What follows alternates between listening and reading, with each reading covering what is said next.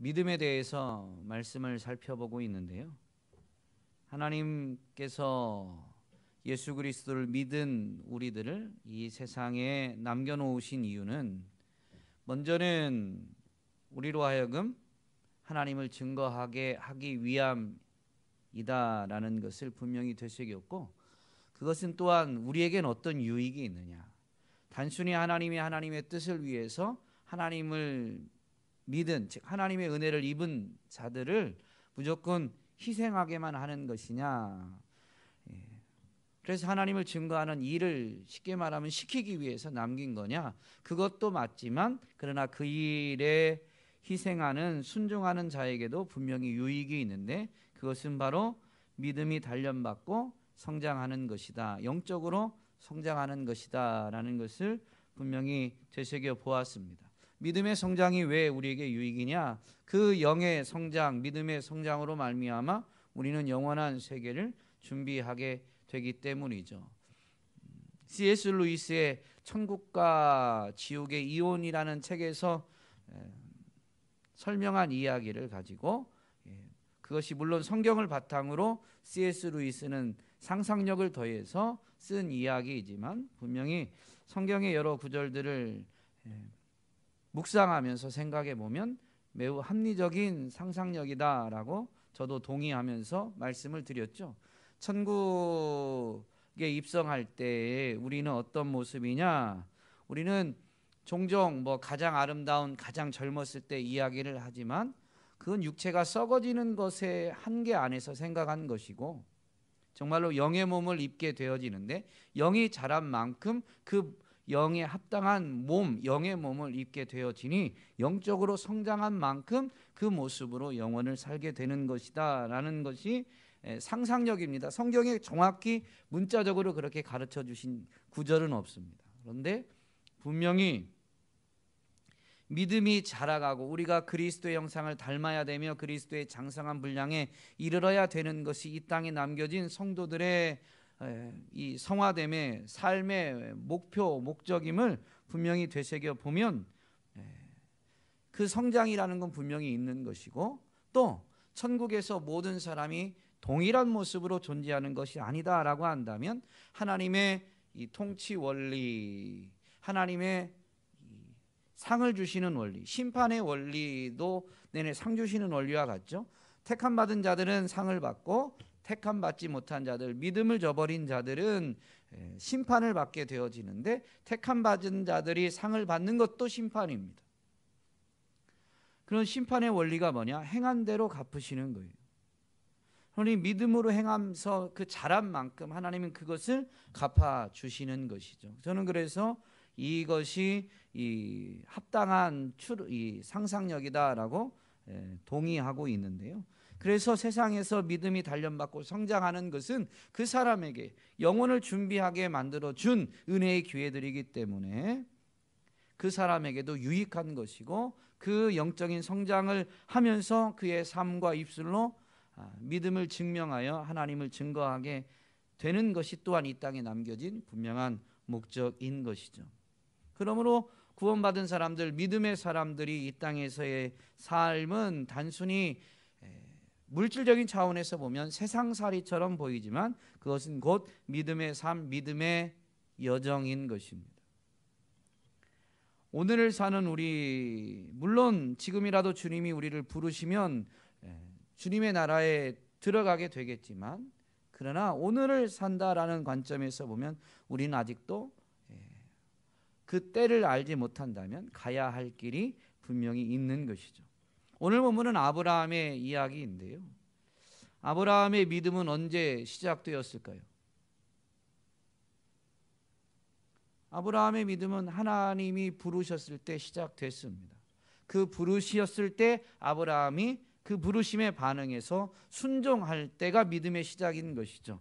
히브리서 11장 8절에서 보면 아브라함의 믿음에 대해서 이렇게 먼저 설명합니다. 믿음으로 아브라함은 부르심을 받았을 때 순종하여 장래의 유업으로 받을 땅에 나아갈새 갈 바를 알지 못하고 나아갔으며 라고 설명합니다. 하나님이 부르셨을 때 그 땅에 이 아브라함에게 주실 땅을 약속하시지만 그 땅을 본 적이 있는 것도 아닙니다. 그냥 하나님의 약속, 부르심을 기억하고 그 약속만 붙들고 순종하여 나아간 것이죠. 이 아브라함의 믿음에 대해서 스데반 집사님이 설교하는 내용을 보면 갈대아 우르에서부터 하나님의 부르심이 있었다라고 설명합니다. 사도행전 7장 2절로 4절 말씀에 보면 우리 조상 아브라함이 하란에 있기 전, 왜냐하면 창세기 기록에 보면 12장 1절에서 하나님이 아브라함에게 말씀하시는데 그때는 언제냐? 갈대아 우르에서 아버지 데라와 함께 나와서 하란에 정착해 있던 때입니다.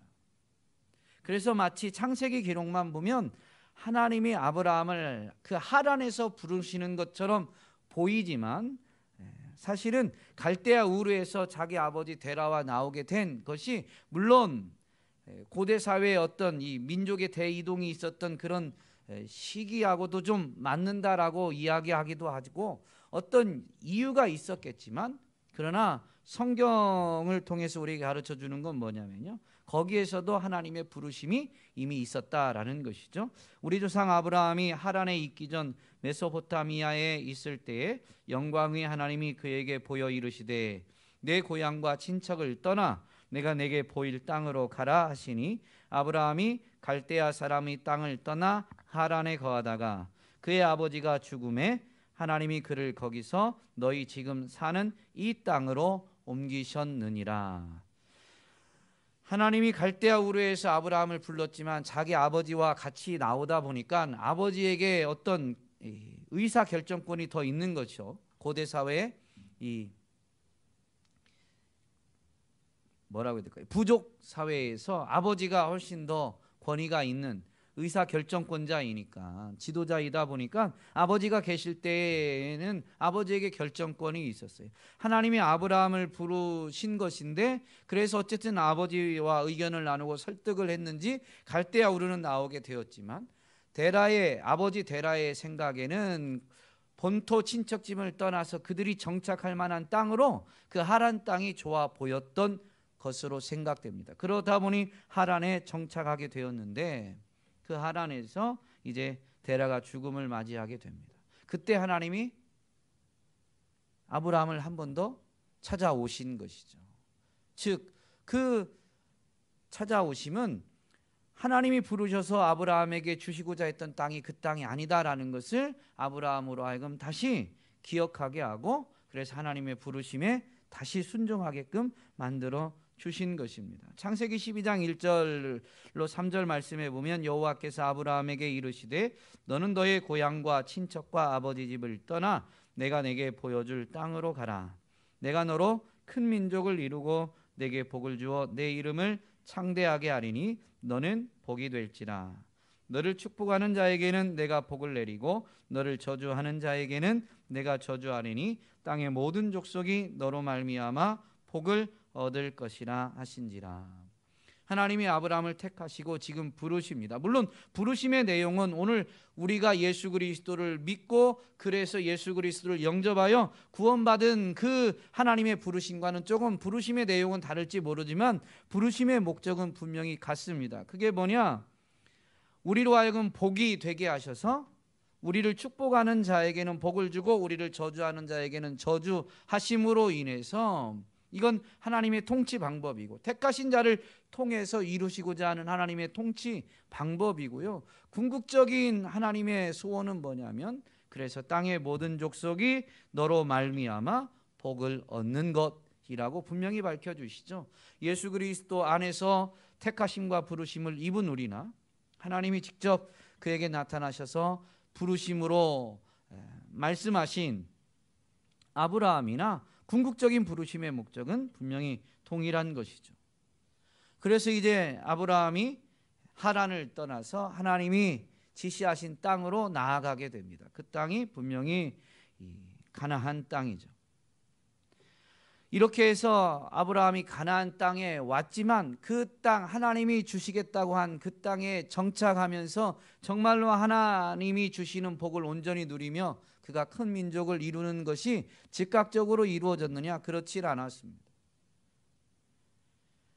아브라함은 그 땅에 정착하는 것도 이제 사실은 왔다 갔다 하죠. 하나님이 지시한 땅으로 가라고 해서 왔지만, 그러나 기근이 들다 보니까 애굽에 내려가고, 또 그 땅에 있으면서 이제 재산이 많아지면서 조카 롯과 갈등이 빚어지자 이제 또 나뉘게 되고, 그러면서 나뉘게 되면서 이웃 부족 민족들의 어떤 전쟁에 휘말리면서 롯이 이제 포로로 사로잡혀가게 되고, 그 롯을 되찾아오는 과정들, 그러다 보니 여러 주변 부족 국가와 전쟁을 하게 되었고, 물론 승리하면서 조카 롯을 되찾아오긴 했지만 연합 부족과의 싸움을 치르다 보니까 이제 불안과 두려움 가운데 사로잡히게 되기도 하는데, 그때마다 하나님은 아브라함을 찾아오시고, 그래서 하나님이 친히 아브라함의 하나님이 되어주심을, 불안과 두려움에 사로잡힐 때는 그의 보호자가 되어주심을, 나는 너의 방패고 상급이다 라고 말씀하시고, 이렇게 기근 때문에 도리어 가나안 애굽에 내려갔을 때에는 위기 가운데 놓인 것 같지만 하나님이 지키시면서 그곳에서 더 많은 부를 얻어서 정말로 기근을 땅에서 해결할 수 있는 것처럼 보였지만 사실은 하나님이 해결해 주신다라는 것을 분명히 확인시켜 주시면서, 하나님이 아브라함과의 약속을 능히 이루실 수 있는 분이심을, 그러면서 이 아브라함이 흔들릴 때마다 약속을 다시 말씀해 주시고 그 약속을 붙들 수 있도록 만들어 주십니다. 그러니 큰 민족을 이루겠다라는 이 약속도 분명한데, 나이가 점점 먹을수록 아브라함이 자신에게 자녀가 없는 것이 분명히 이 근심이고 염려, 그래서 하나님이 정말로 이 일을 언제 이루실까 불안을 느끼게 되는데, 그때에도 나타나셔서 다시 약속의 말씀을 주십니다. 그런데 아브라함이 그것에 대해서 의심했었다라는 것을 알 수 있는 것은 뭐냐면, 하나님이 나타나셨을 때 창세기 25장에서 보면 자기의 종이 자기에게 후계자가 될 것이다 라고 하나님 앞에 간청을 합니다. 자신이 종을, 신뢰하는 종을 자신의 후사로 삼아서 이제 그를 양자로 해서 이제 후손을 번성하게 하는 일을 이루어 가겠습니다 라고 자신이 방법을 찾으려고 해요. 그런데 하나님이 그가 아니다, 너의 몸에서 날짜다 라고 하니까, 시간이 좀 흘러서 그래도 자식이 없으니까 이제 사라의 몸종인 하갈을 통해서 자식을 얻고자 하죠. 그래서 자식을 얻게 됩니다.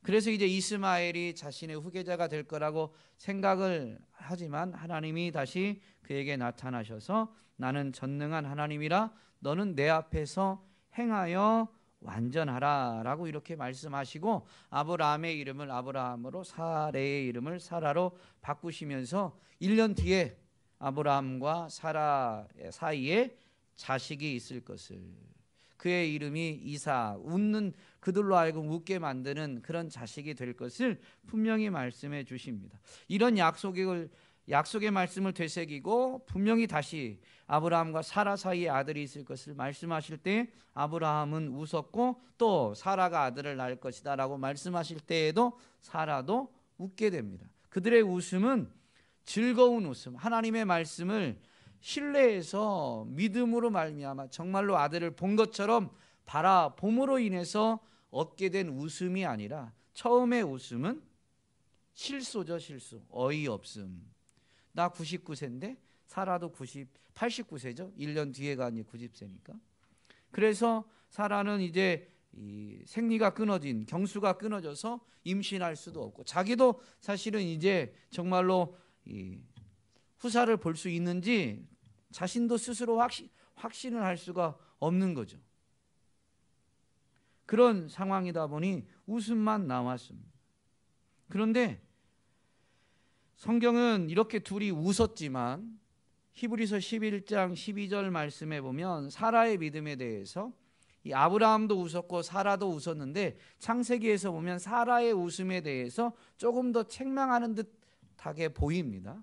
그런데 이제 히브리서 11장에서 아브라함의 믿음은 부름받았을 때 순종한 것으로 먼저 그의 믿음을 인정하고 이렇게 설명을 하게 되는데요. 사라의 믿음에 대해서는 이제 이 이렇게 기록하고 있죠. 믿음으로 사라 자신도 나이가 많아 단산하였으나 잉태할 수 있는 힘을 얻었다.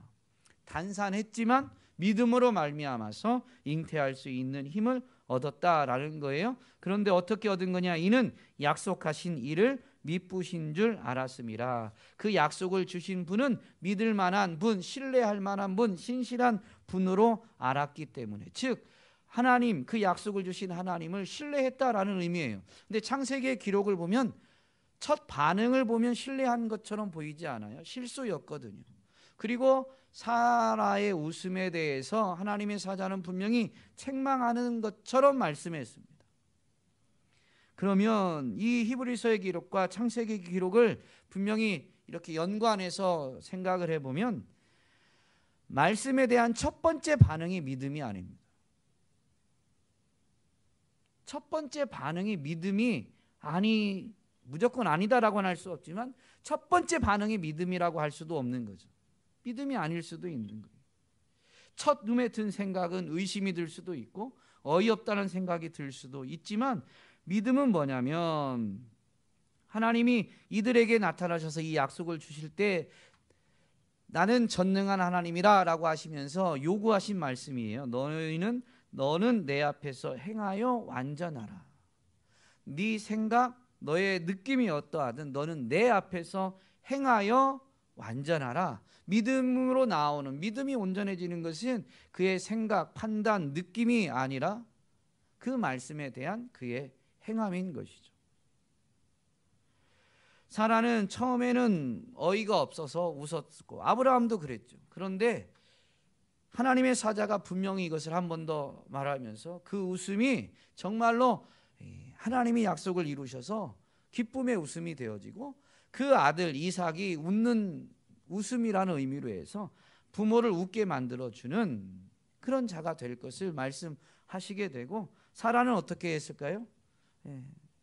아브라함과 부부관계를 가지면서 노력하고 또 인내하면서 기다렸겠죠. 물론 중간중간에 그렇게 하면서도 이 나이에 이걸 또 하면서도 어이가 없어서 웃기도 하고 정말 될까 의심도 들기도 하겠지만, 어쨌든 둘이 100세의 자녀를 봤다라는 것은 아브라함과 사라가 부부관계를 시도하고 많이 관계를 맺은 거예요. 그것은 그전에는 부부관계가 있었는지 없었는지 모르지만 어쨌든 이 말씀 때문에, 하나님의 사자, 하나님의 약속의 말씀 때문에 1년 뒤에 아들을 볼 것이다 라는 것을 신뢰한 것은 분명한 거예요. 그래서 그들이 행한 거예요. 너희는 내 앞에서 행하여 정말로 될까? 하면서도 웃음이 나는 거죠. 좋아서가 아니라 정말로 될까? 이런 생각이 드는데 하고 있는 거예요. 그러니까 내가 좀 이렇게 하는 게 어떻게 보면 육신적으로 보면 바보 같기도 하고, 지금 이때 의사를 쫓아다니고 여러 방법을 써도 될까 말까인데 기도하면서 이러고 있는 내가 너무 우스울 수 있는 거죠. 그런데도 불구하고 그거 하고 있는 게 믿음이라는 거예요.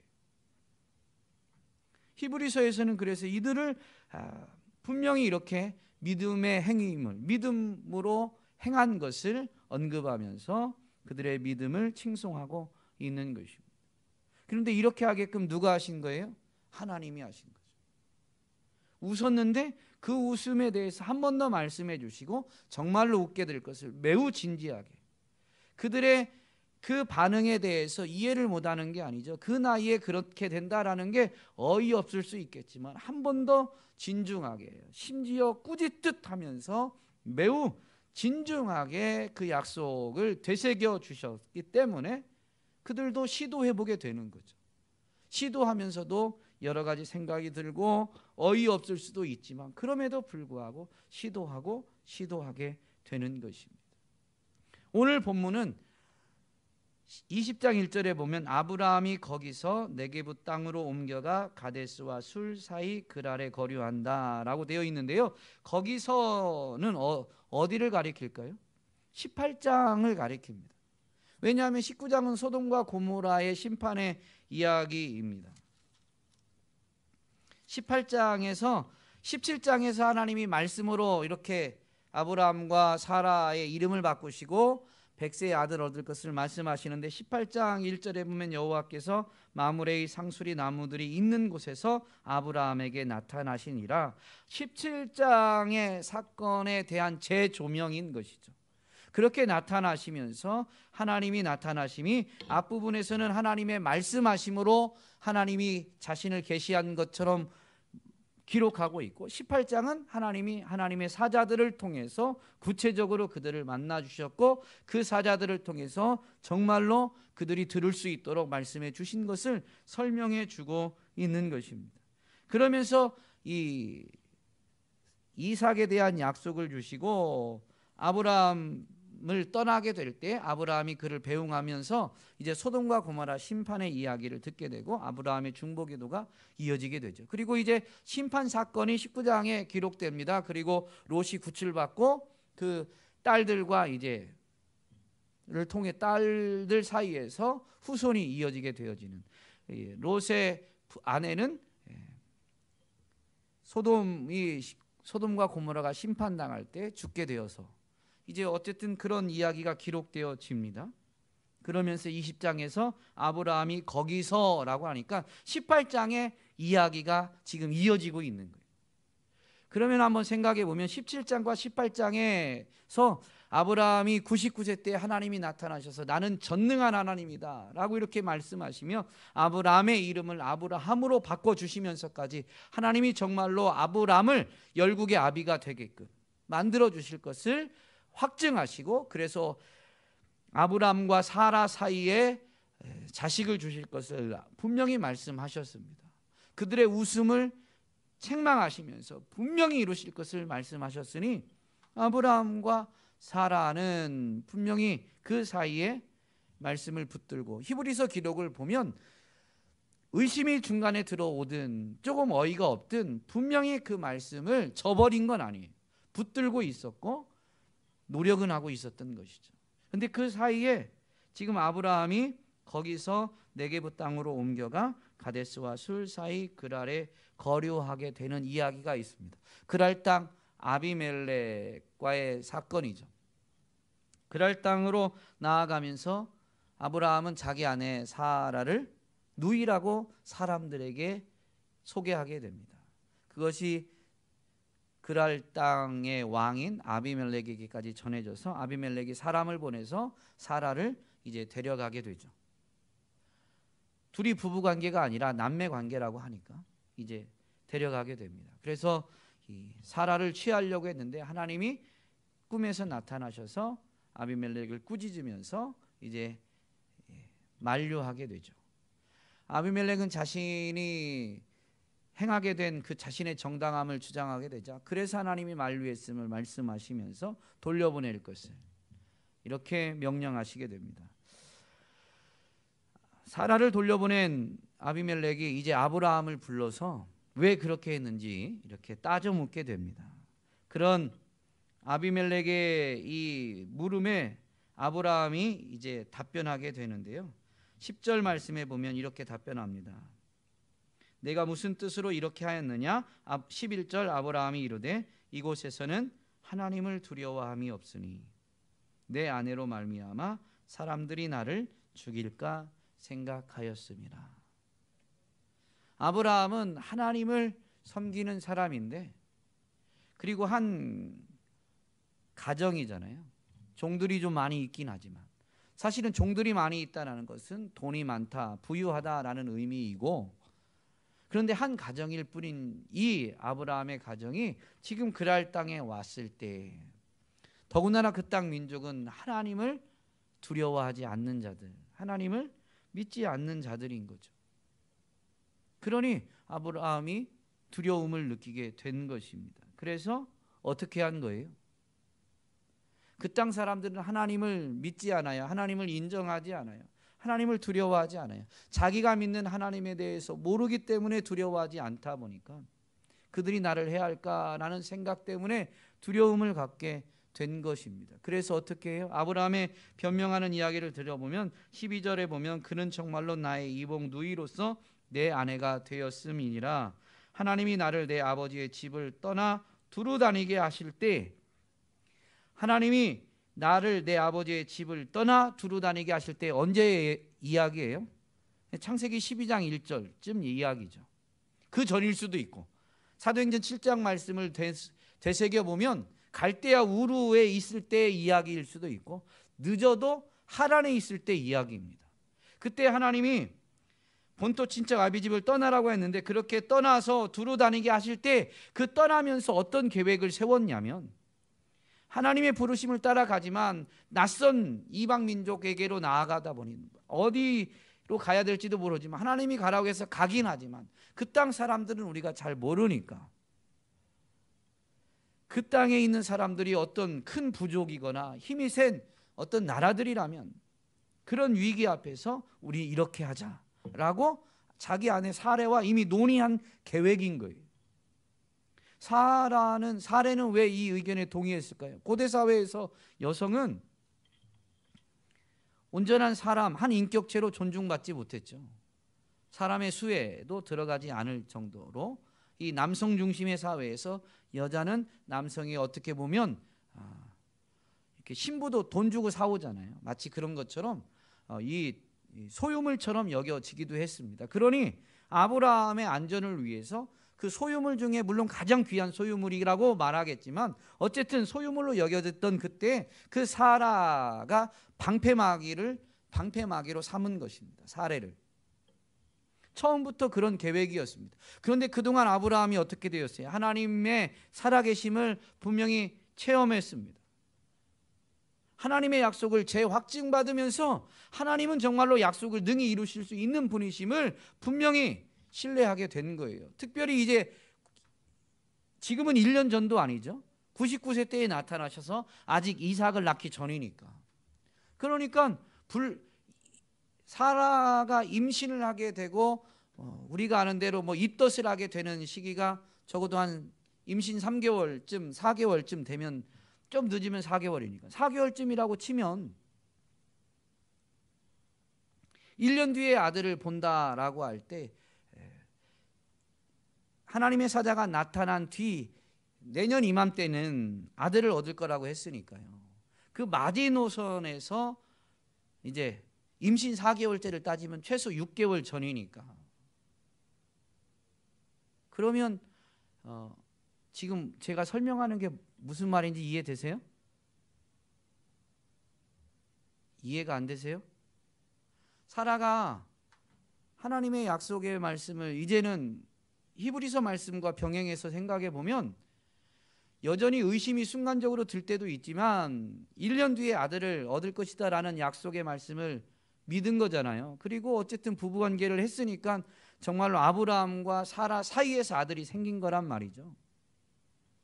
그러면 사라가 임신했다라는 징조를 깨닫게 돼서 임신이 되었다라고 느끼는 게 조금 늦춰본다면 임신 4개월 때인 거죠. 이해되세요? 그러면 출산을 하려면 몇 개월이 더 있어야 돼요?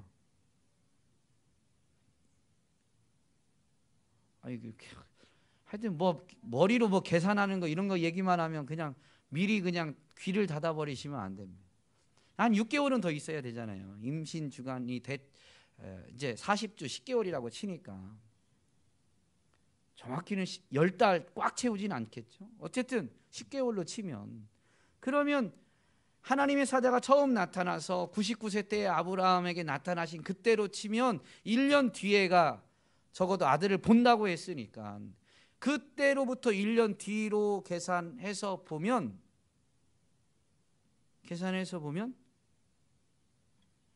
임신을 깨닫기 전이 6개월이니까, 그러면 사자가 나타난부터 임신했다라는 걸 느끼기 전까지 최대한 늦추면 몇 개월이 남는 거예요? 몇 개월의 기간이 있는 거예요? 1년이 12달. 6개월이죠, 6개월. 임신은 하고 4개월쯤 되면 이제 입덧을 하겠지만 하나님의 사자가 나타난 때부터 치면 적어도 6개월 전까지는 고대 사회에서 여성이 임신했다라는 걸 눈치 못 느낄 수도 있어요. 더군다나 분명히 성경이 말하잖아요. 사라는 이미 경수가 끊어졌어요. 생리가 끊어졌단 말이에요. 그러니까 생리가 임신을 하면 생리가 안 하겠지만 그걸로 임신했나 이렇게 생각하기는 할 수는 없는 거죠. 그러니까 사라가 임신했다라는 걸 느끼는 걸 조금 늦게 늦추어서 생각해 본다면 하나님의 사자가 나타난 뒤로는 한 6개월은 걸려야 되는 거예요. 6개월은. 오늘 본문의 이야기는 아직 사라가 임신했다라는 걸 지금 발견하지 못한 거죠. 그렇게 치면 아무리 늦어져도 6개월 바로 직전이라고 해도 지금 하나님이 말씀하시고 그 하나님의 사자를 만나서 정말로 이 약속의 말씀을 재확증받고 이름까지 바꿔주시면서 분명히 하나님을 약속을 주실 때 순간순간 의심이 들어도 약속의 말씀을 붙든지 지금 1년도 안 됐어요. 6개월도 안 된 거예요. 그런데도 하나님을 모르는 사람들 가운 속으로 들어가면서 두려움이 느껴지면서 아브라함의 대처 방법이 뭐냐면 하나님이 정말로 99세의 노인, 생리도 끊어진 여인이 정말로 1년 뒤에 아들을 얻을 수 있게 해주겠다라는 말씀을 100% 확신은 아니더라도 믿고 있는데 순간순간 흔들리긴 하지만 믿고 있는데 두려움 때문에 예전의 방식, 하란에서 떠나오던 방식으로 지금 이 아브라함이 돌아가고 있는 겁니다. 여기까지 오기까지 지금 아브라함에게 하나님이 끊임없이 나타나시고 말씀하시고 그래서 하나님을 확인시켜 주면서 아브라함을 믿음의 조상으로 빚어가는 듯 했습니다. 그런데 지금 이 시점에도 아브라함은 처음 부름받을 때의 그 모습, 그 옛날 방식이 다시 나오더라 이거예요. 이제는 좀 믿음이 그래도 좀 자란 것 같은데 99세의 나이에 하나님은 그래 하실 수 있지. 정말 될까? 아니 하나님이면 하실 수 있지. 이런 좀 흔들림이 있을지 모르지만 99세의 노인도 하나님이 하시면 아들을 얻을 수 있다라는 것을 분명히 붙들게 된 이때인데도 불구하고 두려움이 엄습해오자 하나님을 모르는 사람들 속에 내가 놓이게 됐다라는 것 때문에 그들이 아직 어떤 액션을 취한 것도 아닌데 두려움을 스스로 느끼게 되면서 대처하는 방식이 뭐냐면 옛날 방식. 처음 부름받았을 때 믿음이 이제 생기긴 했지만 믿음의 자세, 믿음의 어떤 이런 삶의 방식을 제대로 갖추기 전에 첫 부르심에 반응하면서 본토 친척 아비집을 떠날 때 그때 육신적인 생각으로 세웠던 그런 계획, 그런 방식으로 돌아가더라고 이거예요. 인간의 믿음이요 아무리 대단한 것 같아도 그 믿음은 하나님의 은혜에 의해서 세워지지 않으면 인간이 갖는 믿음은 아무 보잘것이 없습니다. 그래서 지난주에도 이 믿음이 자라는 것, 실수와 실패를 통해서 오히려 성장하게 된다는 것을 지난주에 살펴보았는데요. 인간이요 아무리 대단한 것 같아도요 정말로 인간에겐 선한 게 안 나와요. 하나님의 은혜가 아니면 인간이 갖는 믿음은 온전한 믿음, 참된 믿음이 아닙니다. 그래서 지난주에 분명히 말씀드렸잖아요. 참된 믿음에 대해서 성경은 크기를 말하지 않아요. 정말로 생명력이 있느냐, 정말 참되냐 이게 중요한 거지 크기를 말하지 않아요. 겨자씨 한 알만한 믿음만 있어도 라고 하면서 믿음의 크기보다 정말로 그 안에 생명력이 있느냐라는 게 더 중요한 것으로 분명히 가르치고 있죠. 근데 참된 믿음이 있으면 어떻게 된다고요? 이만하면 됐지라는 생각을 갖지 않습니다. 물론 육신 때문에 그런 생각이 들어오긴 하겠지만 하나님이 깨닫게 해주시면 돌이켜서 이만하면 됐지라는 것을 끝까지 고수하지 않아요. 어느 누구도 이만하면 됐지라는 생각을 갖지 않게 되는 것입니다. 사도 바울은 고린도 교회에 편지하는 내용에서 보면 정말로 은사도 많고 그런 교회가 문제도 또 많죠. 그런 그들에게 권면할 때 광야의 이스라엘 백성들이 그렇게 엄청난 은혜, 출애굽에서부터 이 하나님의 엄청난 은혜, 홍해의 기적, 광야에서의 기적들을 체험하고도 하나님을 거역하고 자신들의 욕심을 내세우는 그런 모습들을 분명히 지적하면서 사도 바울이 고린도 교회에게 이렇게 권면합니다. 그들을 예로 들면서 광야에서 실수하고 실패했던 이스라엘 백성들의 예를 들면서 그런즉 선줄로 생각하는 자는 넘어질까 조심하라. 사람이 감당할 시험 밖에는 너희가 당한 것이 없나니 오직 하나님은 미쁘사 너희가 감당하지 못할 시험 당함을 허락하지 아니하시고 시험 당할 즈음에 또한 피할 길을 내사 너희로 능히 감당하게 하시느니라. 감당 못할 시험을 허락하지 아니하신다라는 것의 참된 의미는 뭐냐면 시험 당할 즈음에 피할 길을 내셔서 능히 감당하게 하시기 때문에, 하나님이 그 시험을 감당하게 하시기 때문에 감당 못할 시험이 허락되지 않는 거예요. 인생에 예수 믿으면 믿음의 사람들에게, 이스라엘 광야를 지나는 이스라엘 백성들에게 어려움이 없는 게 아니라 어려움이 있어도 하나님이 도우셔서 피할 길을 주신다라는 것이죠.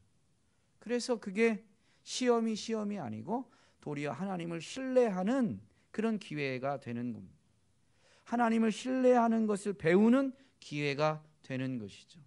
실수, 실패가 인간의 관점에서 보면 있을 수 있지만 정말로 하나님을 바라보는 참된 믿음의 사람에게는 실수와 실패도 결코 실수와 실패로 끝나는 게 아니에요. 결국엔 하나님의 뜻이 이루어져요. 거기서도 무언가를 깨닫게 되고 배우게 되면서 참된 믿음 때문에 돌이켜서 하나님이 그들을 향해서 예정하신 대로 결국엔 나아가게 되어 있어요. 그래서 이런 교회를 향해서 권면한 바울은 그냥 교회에게만 이론적으로 가르친 게 아니에요. 복음 전파의 현장에서 고난을 당하며 정말로 고난이 있다는 예언을 듣고도 그냥 더 도리어 고난의 현장으로 달려가면서 사도 바울은 이런 고백을 하게 되죠. 내가 이미 얻었다 함도 아니요 온전히 이루었다 함도 아니라 오직 내가 그리스도 예수께 잡힌 바 된 그것을 잡으려고 달려가노라. 형제들아 나는 아직 내가 잡은 줄로 여기지 아니하고 오직 한 일, 즉 뒤에 있는 것은 잊어버리고 앞에 있는 것을 잡으려고 표대를 향하여 그리스도 예수 안에서 하나님이 위에서 부르신 부름의 상을 위하여 달려가노라. 지금까지 내가 이만큼 했다 이런 건 다 잊어버리고 하나님의 부르심만 생각하고 가는 거예요. 그러다 보니까 어떻게 하는 거예요? 너 이대로 예루살렘으로 가면 거기 가서 결박당하고 고난받을 거야. 성령의 감동하심을 받은 사람이 예언을 하는데도 불구하고 그럼에도 불구하고 자기 자신은 예루살렘으로 가야 된다라는 것이죠. 그래야 예루살렘을 거쳐서 로마로 가서 복음을 전할 수 있기 때문에 그것을 위해서 가는 거예요. 왜냐하면 자신은 하나님이 다메섹, 예수님이 부활하신 예수님이 다메섹 도상에서 만나 주실 때 그를 이방인의 사도로 분명히 택하셨음을 말씀해 주셨거든요. 그를 이방인에게 보내신다라는 것을 분명히 말씀해 주셨거든요. 그게 하나님의 예수 그리스도를 통한 하나님의 부르심이에요. 그래서 고난이 있느냐 없느냐, 고난을 피할 수 있느냐 없느냐 이게 중요한 게 아니라 하나님의 부르심이 뭐냐 이게 더 중요한 거겠죠. 왜냐하면 그것만을 바라보고 하나님만 바라보고 가기 때문에 고난이 있어도 그 고난을 내가 당해도 이길 수 있게 하시는 분이 하나님이시기 때문에 그 부르심을 바라보고 달려가게 되는 것입니다. 우리는 오늘 아브라함의 이야기를 살펴보았는데요. 아브라함이라는 이름에 우리는 주눅들 게 아니에요. 아브라함을 아브라함으로 만드신 분이 하나님이십니다. 아브라함을 아브라함으로 만드신 분이 하나님이십니다. 우리도 동일하게 믿음의 사람으로 하나님이 만드시기로 예정하셨어요. 그래서 그리스도 안에서 여러분을, 저를 택하시고 부르신 거예요.